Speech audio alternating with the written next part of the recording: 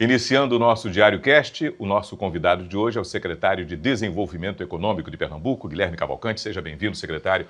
Prazer recebê-lo aqui no nosso Diário Cast. A alegria é minha e é sempre uma alegria lhe encontrar, meu amigo. Guilherme, a gente tem hoje para tratar de um tema que toma conta das páginas no Brasil, o tarifaço. Como foi tratado, o que é que o amigo imagina, o que ocorreu até aqui, e o que é que pode se revelar como mais dentro da nossa aldeia, trazendo para Pernambuco, o que isso representa? Acho que, no âmbito geral, a gente tem dois setores muito expostos aí, o da fruticultura e o setor sucroalcooleiro. Você sabe, o setor de açúcar daqui tem uma relação muito longa com os Estados Unidos, o sistema de cotas que privilegia aqui a produção da nossa região, ele data ainda da década de 60. Então, é uma história de amizade entre dois povos e de uma amizade que repercute positivamente na relação comercial entre dois países. O mesmo vale para a fruticultura. A gente desenvolveu ali o Vale, a partir da década de 50, 60, com a visão de ser a nova Califórnia e de poder ser essa potência que hoje nós somos na exportação de uva, manga e de outras frutas. Hoje você tem uma safra inteira de manga que está programada para ser exportada a partir da janela que abre-se em agosto e vai mais ou menos até novembro, dezembro, que é toda orientada para os Estados Unidos. Então, o prejuízo para a região é muito grande. Nós estamos falando de uma atividade que ali no Vale de São Francisco emprega mais de 120 mil pessoas. Só do lado pernambucano, nós estamos falando de mais de 2 mil pequenos e médios produtores. Então, o Estado tem olhado com muito zelo, muito cuidado para os impactos que a gente eventualmente venha a ter caso o presidente Trump sustente as suas tarifas. A gente tem atuado em dois frontes. Um fronte é aquele que o Estado pode fazer. A gente está olhando a possibilidade do pagamento de bolsas, como no modelo do chapéu de palha, que é feito para entre-safras, né? A gente consideraria isso uma entre-safra. A gente está olhando a oferta de linhas específicas de crédito a partir da nossa agência de fomento, mas a gente sabe que o principal no que tange ao crédito está nas instituições federais, ou seja, o alívio que um BNDES ou um Banco do Nordeste que já estejam operando lá na região, que é muito comum, você sabe, o Vale opera muito com o Banco do Nordeste, o alívio que esses bancos possam trazer para esses produtores vai ser fundamental nesse momento. Da mesma forma, junto ao governo federal, a gente tem feito apelos.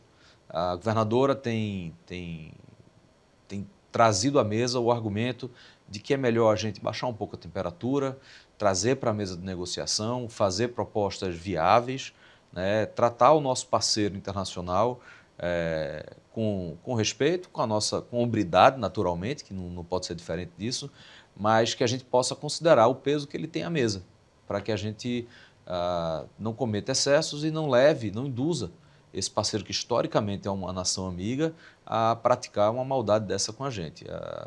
Claro, nós estamos preparados para lidar com os efeitos, caso seja sustentável, mas até o último minuto nós vamos trabalhar para que o governo brasileiro e o governo americano possam, de fato, convergir num meio termo que seja viável para as atividades econômicas brasileiras. O que a gente imagina é correto, secretário? Que não se tem muito o que fazer aqui enquanto Estado. O problema é a nação, é o governo federal que tem que tomar as providências e partir para o que seria essa negociação, essa conversa, na diplomacia e sentando na mesa de negociação. Política macroeconômica e diplomacia são funções do governo federal. E manter essas boas amizades, manter os bons termos das relações comerciais é de responsabilidade do governo federal. Agora, a gente não pode se omitir em, através da nossa governadora Raquel Lira, levar a manifestação dos anseios do povo pernambucano ao presidente Lula, ao vice-presidente Alckmin, para que eles entendam o que a gente está sofrendo aqui na ponta. Então, é isso que a gente tem feito, levar o apelo da população pernambucana que está sendo impactada e propor essa construção de um caminho do meio. Agora vamos falar do que a gente tem também tratado ao longo dos tempos e pensado sobre como estão andando esses projetos que o governo Raquel Lira tem tocado desde o início da sua gestão, Perfeito. Como temas que são importantes para o nosso Nordeste e Pernambuco, principalmente. A Transnordestina, a quantas anda, secretário? Olha, a Transnordestina, a gente tem que lembrar sempre, é um processo que no final do ano de 2022, ainda nos governos passados, tanto estadual quanto federal, Pernambuco sofreu um golpe muito duro quando o Ministério dos Transportes assinou com a TLSA, que é a concessionária da Transnordestina, a saída do trecho de Pernambuco do contrato de concessão. Ou seja, aquele trecho que vai de Salgueiro até Suape estava sendo ali excluído do processo de concessão. Nós, do governo de Pernambuco, já no governo da governadora Raquel Lira, a primeira agenda que ela teve em Brasília de trabalho, você lembra que no começo do ano os governadores foram todos a Brasília na mobilização contra o 8 de janeiro, mas logo em seguida, na primeira vez que ela voltou a Brasília, a primeira pauta foi essa. Nós participamos de uma reunião que estava prevista para estar presente apenas o governador do Piauí, do Ceará. O nome da nossa governadora, Halden, foi incluído de caneta de última hora. Ela chegou, se impôs a vontade do povo de Pernambuco, e dali a gente construiu um argumento com o Ministério dos Transportes e junto ao presidente Lula para que a ferrovia transnordestina no trecho Salgueiro-Suape fosse garantida a sua construção com recursos públicos. A partir daí tem todo um processo que se desencadeia. Nós formamos um grupo de trabalho, participam desse grupo de trabalho a nossa Secretaria de Mobilidade e Infraestrutura, participa a Secretaria de Desenvolvimento Econômico e a de Projetos Especiais. Pelo lado de lá participa o DENIT, participa a Infra-SA, a Secretaria Nacional de Ferrovias, e a gente passou a montar o quebra-cabeça de cada etapa que tem que ser vencida para que a gente, de fato, aloque recursos públicos federais na retomada dessa obra. Isso tem andado, assim, claro, com algumas dificuldades, mas tem andado muito bem. A gente conseguiu já concluir o processo de recebimento desses ativos por parte do DENIT, que é o que a lei prevê. Esses ativos saírem do DENIT para a Infra-SA, para que ela possa assumir essa obra. Foi feita a licitação da atualização de projetos dos trechos de Pernambuco, porque os projetos estavam na modalidade lá do privado, a gente tem que que trazer para a linguagem do ente público. Com essa atualização, por um trabalho nosso, junto com a Infra-SA, ela foi feita por etapas, ou seja, embora ela contratou globalmente todos os trechos, as entregas são feitas parciais por cada trecho, o que permite que quando a Infra-SA recebe aquele trecho, ela já possa licitar aquela obra. Sim. Então, assim, você tem lá, chama o SPS, são os trechos, o SPS 4, o SPS 5, que é uma abreviação de Salgueiro, Porto de Suape. Mas o SPS 4, o SPS 5, o SPS 6 já são trechos que podem sofrer interferência de obra. A Infra-SA está com essa licitação pronta e a gente está com uma pequena dificuldade, tendo que dialogar com o Tribunal de Contas da União, porque o tribunal ainda está com aquela cabeça de quando os seus acórdãos fundamentaram a segregação dos trechos e a exclusão do trecho de Pernambuco. E aí a gente tem uma tese, que é a tese que a gente quer agora consagrar no Tribunal de Contas e em todo o país, para que a gente não venha mais a discutir a viabilidade ou não dessa ferrovia. A tese que o governo de Pernambuco levantou é que trata-se de uma ferrovia indutora do desenvolvimento e indutora de cargas. A gente não está construindo uma ferrovia para ir buscar uma carga que já existe. Nós estamos construindo uma ferrovia para induzir o desenvolvimento, ou seja, você tem um volume X de toneladas no Araripe, que pode multiplicar por 10 no gesso, se você tiver o modal que bota ele competitivo no nosso porto. Sim. Você tem um conjunto de minas inexploradas no sul do Piauí, né, que podem passar a ser viáveis a partir do momento que você tem um porto como o Porto Suape conectado. Então, primeiro, consagrar essa tese. Nós estamos falando de uma ferrovia indutora do desenvolvimento, nós estamos falando de uma ferrovia que cria a carga. Ou seja, hoje você não tem uma operação de ferrovia para levar combustíveis para o interior. Mas a gente trabalha fortemente com a tese, que já é uma tese antiga, em Pernambuco a gente conhece, você acompanha isso desde a época dos planos logísticos de Pernambuco, de você ter um grande entreposto na cidade de Salgueiro para a distribuição de alguns bens, como, por exemplo, combustíveis, fundamental. O Transpetro já estuda essa possibilidade. Então, a ferrovia é uma ferrovia indutora do desenvolvimento e indutora de cargas. É essa tese que nós precisamos consagrar junto ao TCU para que o Brasil olhe para a opção da Transnordestina no trecho Salgueiro-Suape como um projeto de nação que faz o país crescer. Excelente. E numa segunda etapa, Halden, a gente precisa, e eu digo sempre numa segunda etapa porque é fundamental que a gente foque nisso agora. O foco é ganhar a batalha de hoje. A batalha de hoje é garantir o trecho Salgueiro-Suape.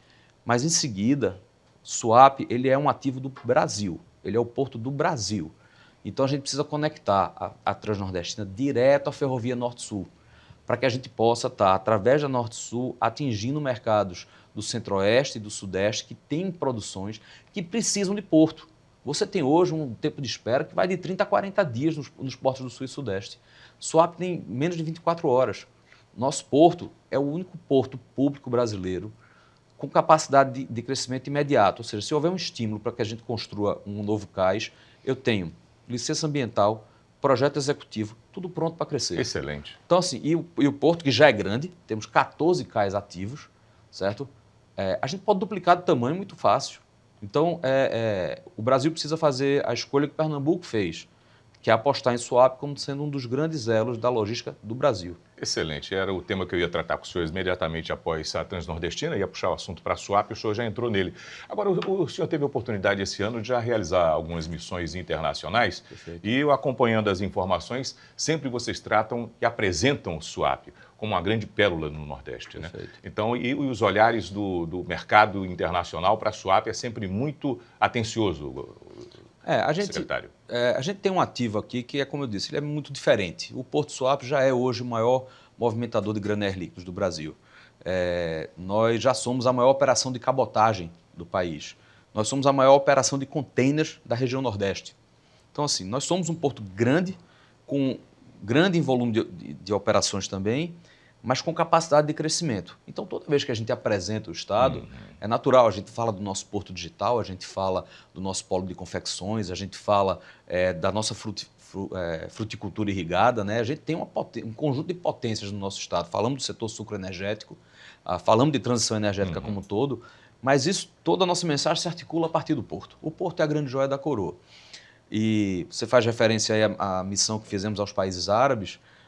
Lá, do ponto de vista estratégico daquela região, segurança alimentar está na pauta do dia.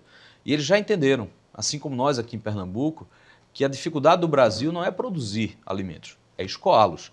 E para escoar bem escoado, precisa de porto, precisa de ferrovia. Então, as conversas que nós abrimos lá no Oriente Médio, elas estão focadas em atrair para cá operadores de grande porte que possam investir não só na infraestrutura portuária, como também, eventualmente, nas ferrovias. Então, esse é o trabalho que a gente tem feito para que a gente possa, de fato, conectar o nosso porto à malha de produção do país como um todo.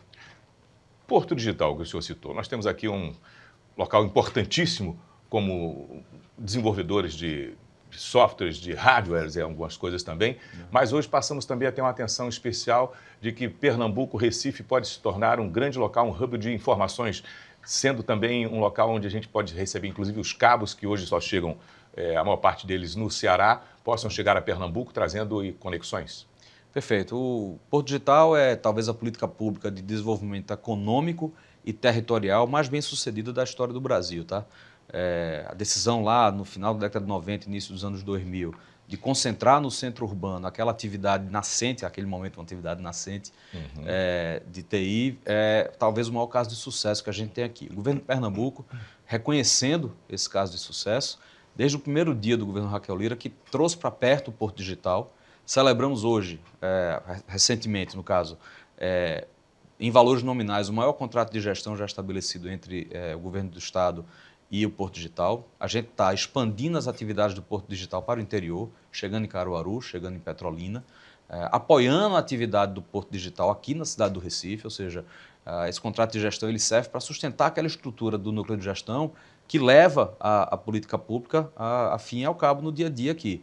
Mas a gente tem outras notícias boas também aqui para o Porto Digital. Recentemente a governadora Raquel Lira anunciou, utilizando-se dos recursos contratuais que temos com a Neoenergia e da obrigatoriedade contratual que eles têm com o Estado de Pernambuco, nós vamos investir entre 150 e 180 milhões no processo de embutimento da fiação elétrica do bairro.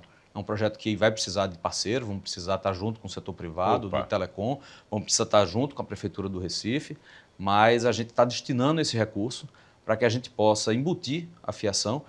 Tem, claro, uma estratégia aí de embelezamento do nosso destino histórico e turístico, mas principalmente uma estratégia de segurança energética para suportar o setor de tecnologia da informação. Então, a gente acredita muito no setor de tecnologia da informação, assim como outros setores de serviço moderno, como é o caso de medicina, de engenharia consultiva, para liderar uma transição da nossa economia, principalmente a partir do final dos incentivos fiscais. Vamos ter muito desafio grande para sustentar as estratégias no setor industrial, mas confiamos muito que o setor de serviços aqui é o que vai em certa medida, dá o suporte para que a gente siga competitivo na atração de novos investimentos. O Porto Digital já é um dos grandes centros de produção de tecnologia do Brasil, grandes empresas com seus delivery centers aqui, e agora a gente olha para aquilo que pode preencher as lacunas competitivas. E o cabo de dados, né, o cabo submarino de dados, junto com a integração com a infraestrutura elétrica, para que a gente possa suportar a chegada de grandes data centers,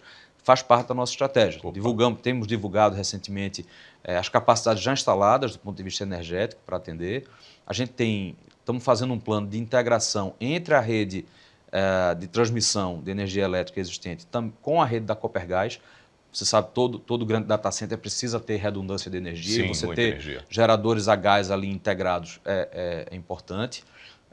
Temos hoje já a política fiscal mais competitiva da região Nordeste para atender o setor de grandes data centers.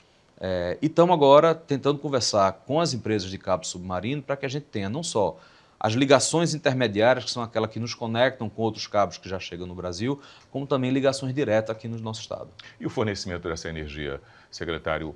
Termos a capacidade de termos aí também multiformas e colocarmos à disposição, afinal de contas, é interessante que a gente não carregue todos os ovos numa cesta só. Perfeito. E termos multipossibilidades de fornecimento de energias para a manutenção de todos esses empreendimentos. A matriz energética de Pernambuco é uma matriz completa nesse sentido, né? A gente tem fontes eólicas, solar, hidrelétrica, historicamente.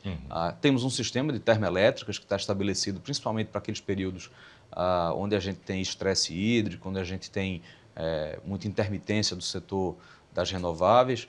Então, assim, a gente tem uma malha de fornecimento elétrico aqui no nosso estado muito forte, muito parruda, vamos dizer assim. Claro, a gente trabalha para aquelas que usam os combustíveis mais poluentes, para elas irem migrando para uma base de gás natural poder injetar um pedaço de hidrogênio aí mais na frente, ou seja, a gente vai trabalhando no processo de transição energética, ou seja, que digo sempre, a palavra mais importante aí é transição, é saber que para se manter competitivo tem que ter segurança elétrica, a gente tem que ter essa segurança de fornecimento. Pernambuco aí vem muito competitivo. Além disso, é fundamental, Rodney, as linhas de transmissão. Hoje, por exemplo, a região do Porto Suape tem 3 GB de capacidade de conexão à rede de transmissão. Uma grande térmica, por exemplo, vai demandar 0,3 GB dessa conexão. Um grande data center, se muito grande for, 0,4, 0,3 também. Então, assim, a gente tem espaço para conectar. Não tem nenhuma outra região aqui na região Nordeste, próxima de infraestrutura privilegiada, como é o caso do Porto Suape, que tem essa capacidade. Você vai encontrar, por exemplo, capacidade nominal de 1 GB, que é um terço da nossa, lá no Porto do Pecém. Mas essa capacidade nominal de 1 GB ela já está contratada por outros projetos. Então, o nosso não. O nosso a gente tem os projetos nossos que estão aqui, como é o caso da Gol Verde, da European Energy, que já tem pedido de conexão, mas eles não ocupam de tal forma a nossa capacidade de conexão. Petrobras provavelmente vai precisar expandir quando tiver a expansão do Trem 2, mas a gente ainda tem esse espaço. E o setor empresarial, quando toma sua decisão de investimento, olha para isso. Nessa matriz entraria também observar, estudar e avaliar o uso da nuclear, secretário?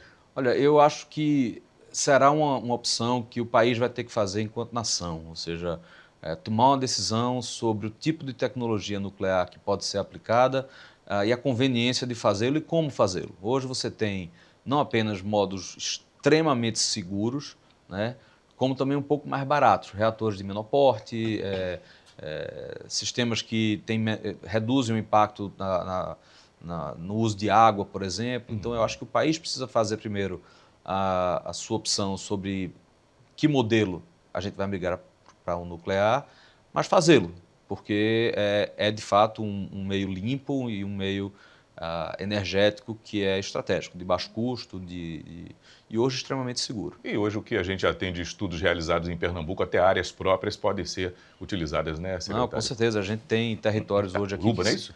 Itacuruba, por exemplo, existem estudos já feitos para lá, eu acho que a gente tem possibilidades muito boas ali.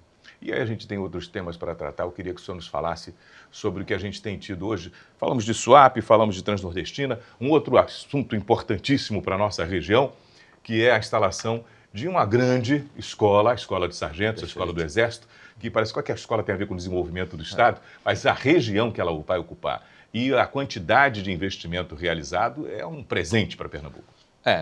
Ali naquele território vamos chamar assim, do oeste da região metropolitana, você tem de fato uma baixa oferta de emprego em algumas cidades ali, e só a escola de sargento vai trazer de forma permanente 2.500 pessoas residentes entre praças, famílias militares e toda a infraestrutura para atender a escola. Isso estima-se que indiretamente atinja 10 mil pessoas do ponto de vista da mobilização para atender a própria escola.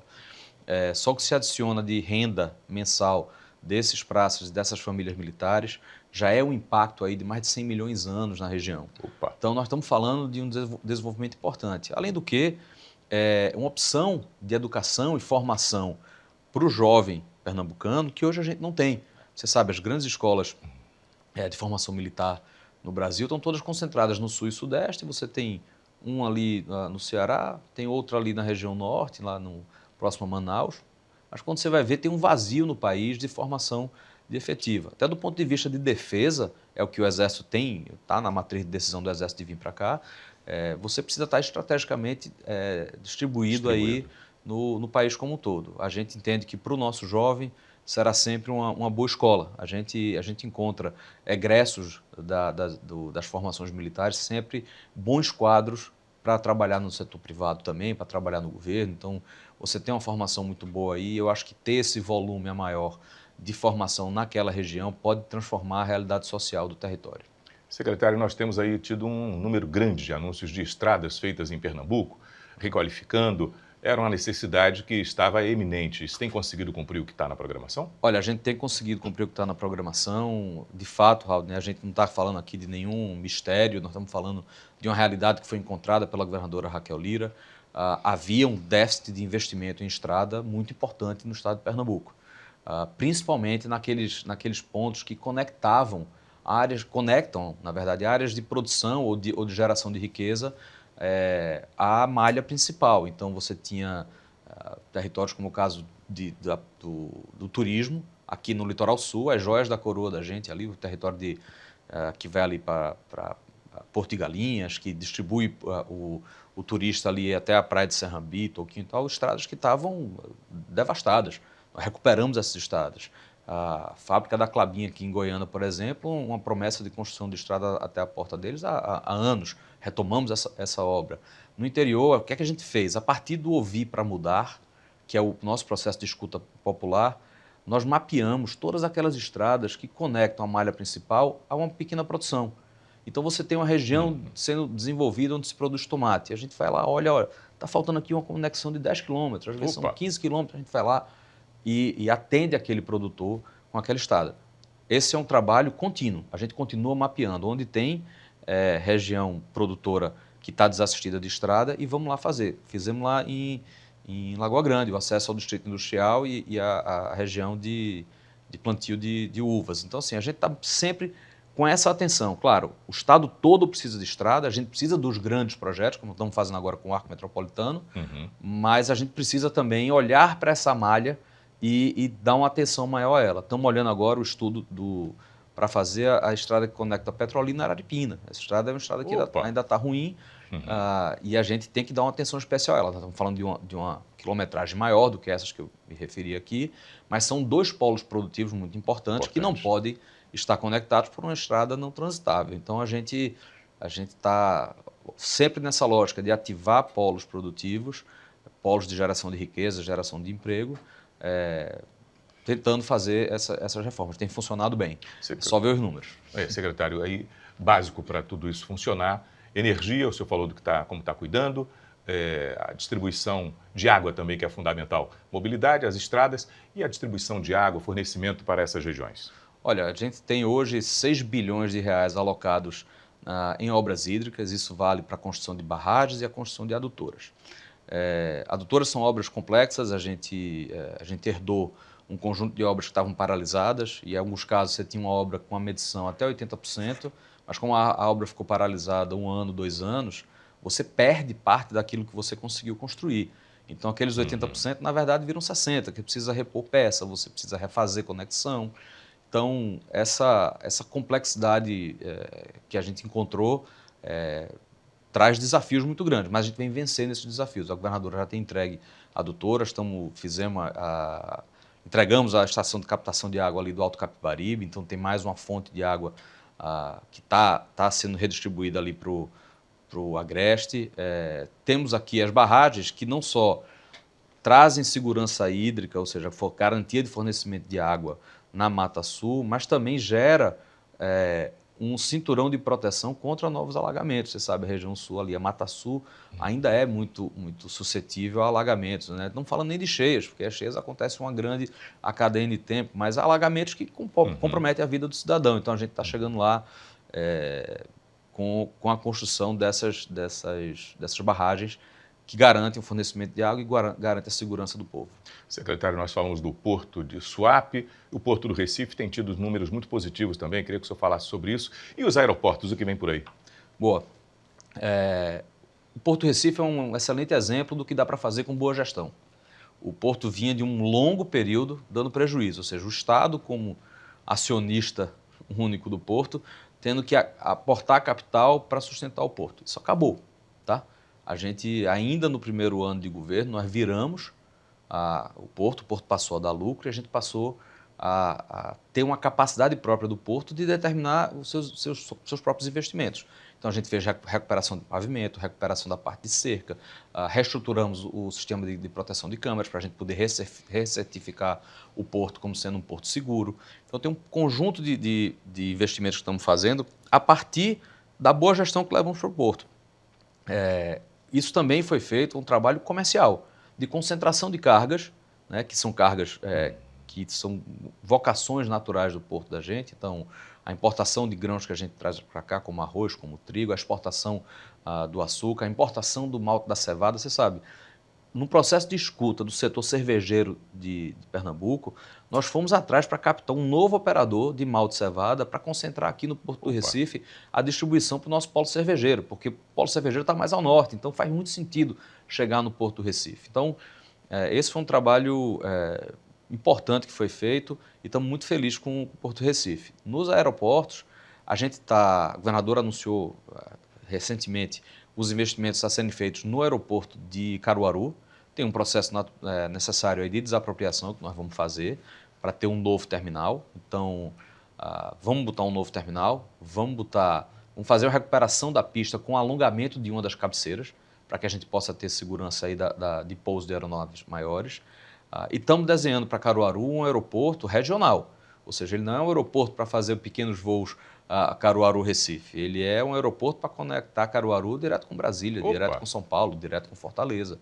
É você pegar toda aquela região ali e trazer voos de cargas. Hoje, as grandes empresas de distribuição de pequenos pacotes, de última milha, como é o caso do Mercado Livre, da Amazon, das empresas chinesas que atuam nesse setor, ele precisa desse ramal aeroportuário para fazer melhor as suas distribuições. Então, a gente olha para lá com um olhar de hub regional, para que a gente possa conectar com outras grandes cidades e outros grandes polos produtivos. Aqueles polos produtivos ali, como diz o senhor, são significativos e fazem a diferença também, eu imagino, no que é a economia de Pernambuco, aquele centro produtor que a gente tem ali em Caruaru, em seu entorno.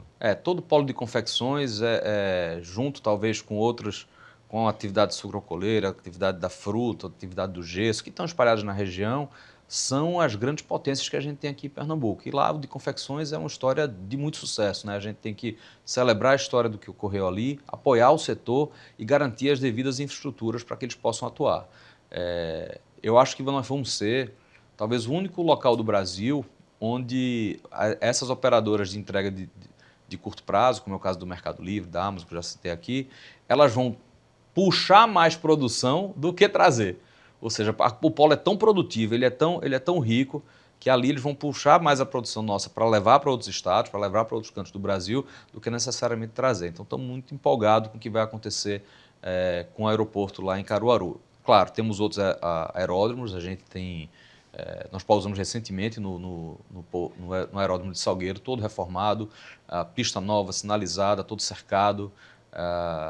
estamos com uma obra muito grande no aeroporto de Noronha, como é sabido, né? A gente está recuperando toda a pista para viabilização do pouso de jatos, que já voltaram a pousar, né? A gente teve pequenos incidentes, mas não na nossa área de obra, né? Os incidentes foram na área antiga de taxiamento e estacionamento de aeronave. Então a gente está cuidando para que esse aeroporto, que é de uma das nossas joias da coroa do turismo, ele possa voltar a receber voos regulares de grande porte. Secretário, interessante, quando a gente fala com o secretário de Desenvolvimento Econômico de Pernambuco, quer perguntar de outras áreas do nosso estado. Claro. Só não é a pasta do secretário, mas tudo passa pelo desenvolvimento de Pernambuco. Estou falando agora de turismo. A gente tem tido bons números no turismo de Pernambuco, números que são destaque nacional, secretário. Excelentes números no turismo, fruto de um trabalho também pontual, da gente entender onde é que estavam os gargalos, né? A Impetu, a nossa secretaria, a Setur, que tem hoje o Caio à frente, mas teve Daniel Coelho, no começo, a Impetu lá com o Eduardo Loyo. Esse time tem feito promoções pontuais de Pernambuco em destinos onde a gente já tinha uma vocação para a atração do turista e fomos criando as circunstâncias, as facilidades. Claro, o turista que vem e roda numa estrada boa, além de ter o receptivo profissional que nossos hotéis ofertam aqui e a beleza das praias, eles precisam da infraestrutura. Então, encontra um aeroporto melhor, encontra uma estrada melhor, ele aumenta o volume. E, claro, a governadora cuida pessoalmente na atração de novos voos. Está sempre em contato com as companhias aéreas, está sempre pressionando as companhias aéreas. A gente tem um incentivo aqui de combustíveis para companhias aéreas e a contrapartida desse incentivo é a atração de voos regulares. A gente cresceu muito como hub regional e nacional a partir do hub da Azul, mas o que a gente cobra de todos eles é também conexões internacionais, como é que a gente acabou de anunciar da Latam, indo daqui direto do Recife para Buenos Aires. Então, o trabalho é permanente aí para atrair novos voos, porque é um fluxo contínuo de vai turista daqui e vem turista de lá. Secretário, Autódromo de Caruaru, alguma projeção para ele? Se mexe nele nesse governo? Olha, esse é um dos projetos que está lá com o nosso André Teixeira, que assumiu a CEMOB recentemente, é uma das prioridades que ele tem lá para retomar as obras do Autódromo de Caruaru. A gente já tem diálogo com grandes realizadores de provas do Brasil, para que a gente retome um calendário permanente lá no Autódromo de Caruaru. É um ativo que se presta não apenas para a atividade automobilística, mas para grandes eventos em geral. Então, verdade. O olhar da gente para essa obra é de que ela é reestruturante de um pedaço do turismo na região do Agreste. Eu não vou te dar um prazo hoje, isso lá com o nosso amigo André Teixeira, mas a última vez que eu interagi com esse projeto, a gente já estava com os projetos executivos prontos para seguir para a licitação. Então deve estar mais perto do que longe. Opa, coisa boa. Secretário, ótimo poder falar com o senhor, recebê-lo aqui no nosso Diário Cast, tomar par das situações, de tantos assuntos importantes, tratamos de muitos temas. Muito obrigado pela sua participação conosco e a gente torce para que tudo isso aconteça. O que eu digo sempre, Guilherme, que a nossa torcida é para que todos vocês acertem, para que os gestores tenham a sua execução e seus executivos sejam pessoas com sucesso nas suas ações, porque os senhores administram as nossas casas, as nossas vidas, né? O Estado, o município, a gente precisa que toda a equipe trabalhe bem e traga bons frutos. Muito obrigado. Eu que agradeço, meu amigo. É sempre uma alegria estar aqui com você. O trabalho é muito firme, é uma honra e um privilégio poder servir o Estado de Pernambuco. E o que a governadora Raquel Lira sempre diz, a gente não faz nada sozinho, estamos sempre juntos e a gente não vai deixar ninguém para trás. Obrigado, Guilherme. Obrigado, meu irmão. Obrigado, secretário. Você confere o nosso Diário Cast às quartas-feiras, às 7 horas da noite, aqui no nosso canal Diário de Pernambuco TV e nas nossas plataformas digitais. Na quarta, às 7 horas, tem um novo episódio para você, um novo Diário Cast. Um abraço e até lá.